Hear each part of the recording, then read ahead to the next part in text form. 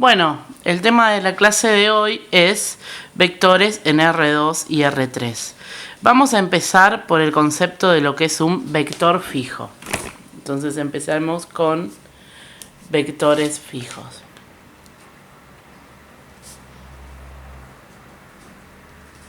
Un vector fijo es un segmento orientado, así se lo define. Yo tengo dos puntos que puedo nombrar como A y B, y el vector es el segmento que puede empezar en A y terminar en B, o empezar en B y terminar en A, que une justamente a los puntos A y B. Vamos a usar acá un color. Esto justamente es un vector fijo, ¿sí? Siempre el vector fijo, para indicar lo que es el origen, se lo indica con un punto, y para indicar lo que es el extremo, se lo indica con una flecha, ¿sí? Entonces, en este caso, el punto A sería el origen, y el punto B sería el extremo. Un vector fijo tiene tres componentes muy importantes, que son el módulo. ¿Qué es el módulo? El módulo es justamente lo que tiene que ver con el tamaño, con cuán grande es el vector. La dirección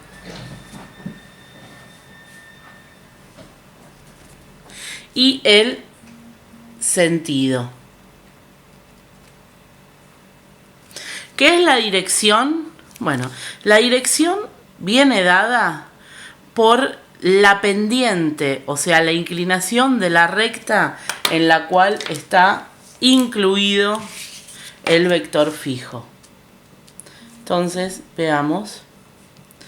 Ven esta recta, ¿sí? Esta recta, que es la recta que incluye a ese vector AB, y esa es la dirección, la pendiente de esta recta. Voy a poner recta R, es justamente la dirección. ¿Y qué es el sentido? Bueno, para entender el sentido, imaginemos que A y B son, no sé, dos ciudades.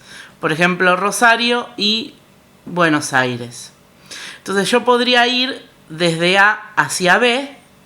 Entonces el sentido es Rosario, Buenos Aires. O podría ir desde B hacia A. O sea, el sentido es Buenos Aires, Rosario. No es lo mismo hacer un viaje de Rosario a Buenos Aires que hacer un viaje de Buenos Aires a Rosario. Por eso el sentido justamente te indica de dónde a dónde va el vector. Además de los vectores fijos, en realidad los vectores fijos tanto en matemáticas no nos interesan, ¿sí? Sino que lo que más interesan son los denominados vectores libres.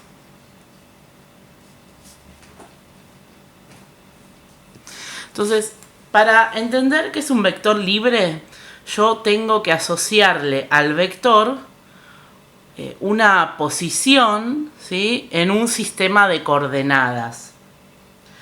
El sistema de coordenadas que conocemos, el más usual, son los ejes cartesianos ortogonales, o sea que forman un ángulo de 90 grados ambos ejes.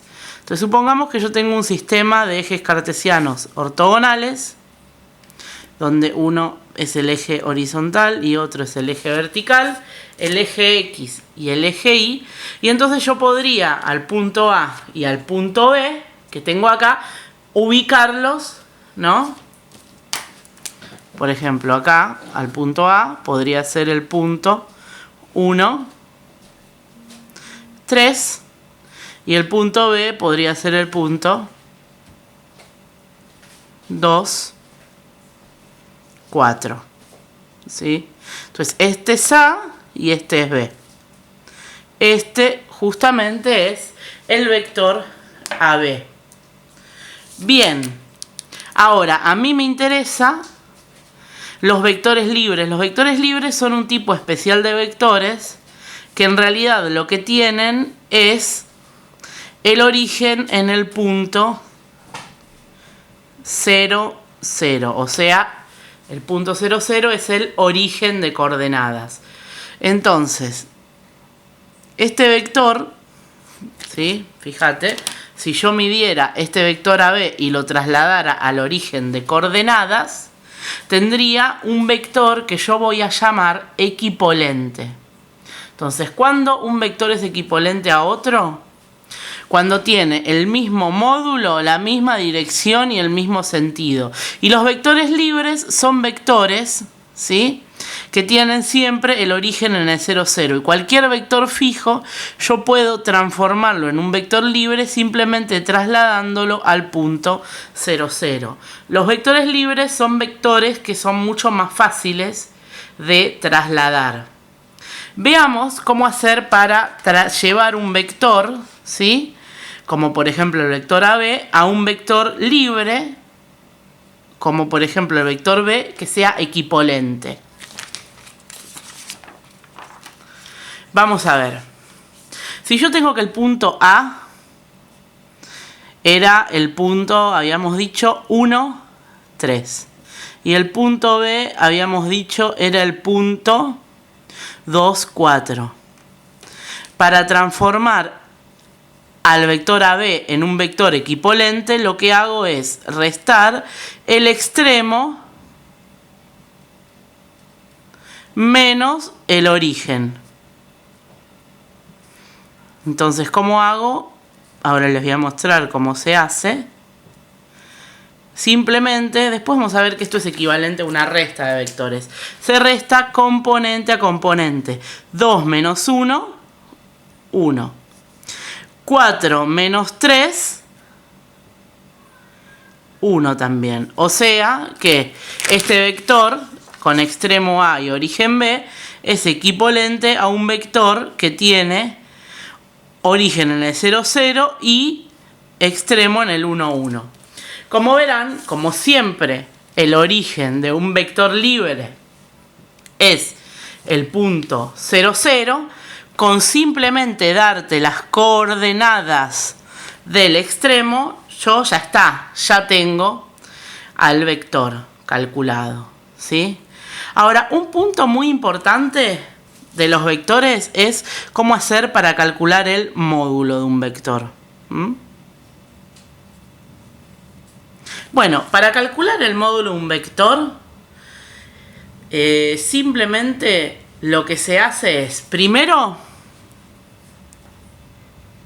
se traslada a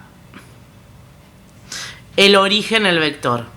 Entonces, por ejemplo, si yo tenía el vector AB con extremo en A y origen en B, lo transformo en el vector 1, 1, que es equipolente, le llamo B a ese vector. Algo que me olvidé decirles es que los vectores se nombran, bueno, es la primera vez que lo vemos, igual, con una flecha arriba, ¿sí? Y esto está indicando justamente que esa figura es un vector. Esto no es un punto, el 1, 1, sino que es el vector B. Es un vector libre que tiene origen en el 0, 0 y termina en el 1, 1. Si no lo fuera, yo lo tendría que indicar explícitamente. Si a mí me tiran un vector y me tiran un par de números nada más, yo siempre tengo que asumir que es un vector libre, no un vector fijo. Bien, y entonces lo segundo que tengo que hacer, fíjense, voy a graficar al vector 1, 1, es muy fácil, porque es el vector que pasa por 1 de X, 1 de Y simplemente.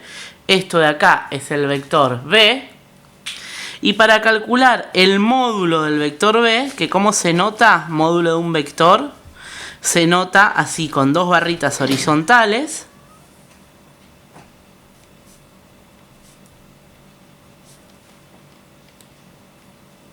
Y lo que se hace es que se calcula la raíz cuadrada de la suma de las componentes al cuadrado. Pero fíjense que en realidad es muy fácil, porque lo que estoy haciendo es aplicar el teorema de Pitágoras. ¿Se acuerdan que el teorema de Pitágoras me dice, acá yo tengo, ven, un triángulo rectángulo, que para calcular la hipotenusa, que en este caso es el módulo del vector de un triángulo rectángulo, lo que tengo que hacer es calcular la raíz cuadrada de la suma de los catetos, o sea, cada uno de estos lados al cuadrado. Entonces el módulo de b simplemente es la raíz cuadrada de 1 al cuadrado más 1 al cuadrado. O sea que el módulo de b es la raíz de 2, que lo puedo dejar así o aproximadamente, ¿se acuerdan? Es el número 1,41. Bien, estas son las cuestiones que tengo que saber como básico para trabajar con vectores, ¿sí? Hay otros elementos que ya, bueno, vamos a ir un poco más adelante, ¿sí? En lo que tenemos que ver, y vamos a ver entonces lo que es el ángulo entre dos vectores.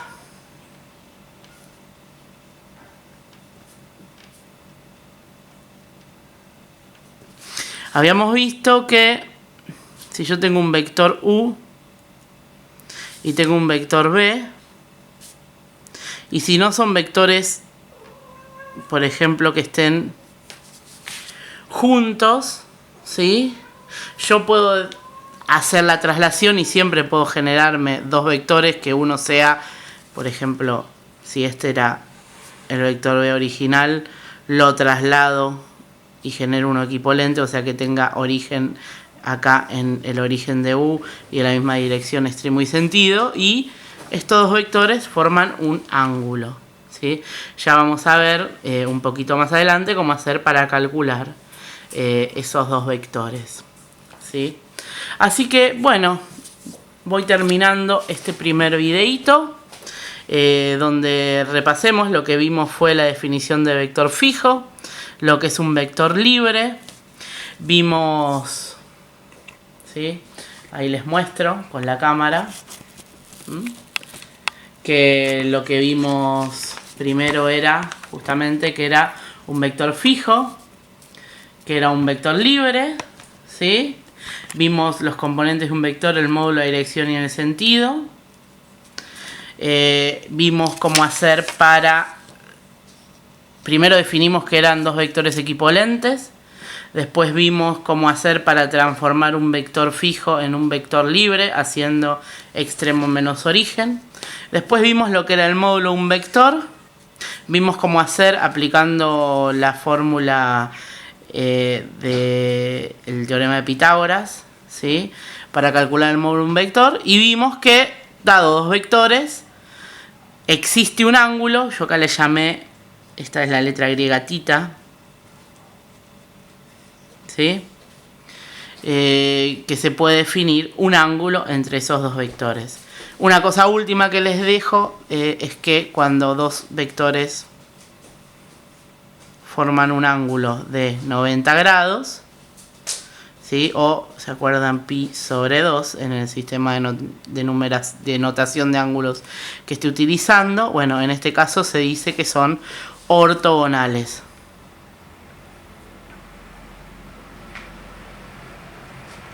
Bueno, los invito a continuar con el siguiente video, el tercer video de la clase número 1, donde vamos a ver las operaciones básicas de vectores.